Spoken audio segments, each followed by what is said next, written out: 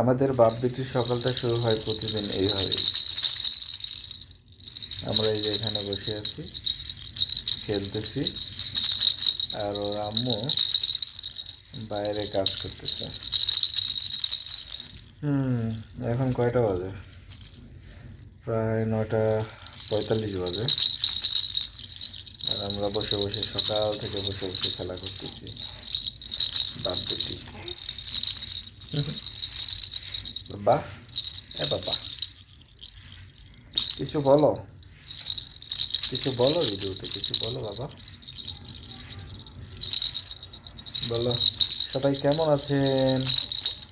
আপনারা কি রোজা রেখেছেন? বলো বাবা।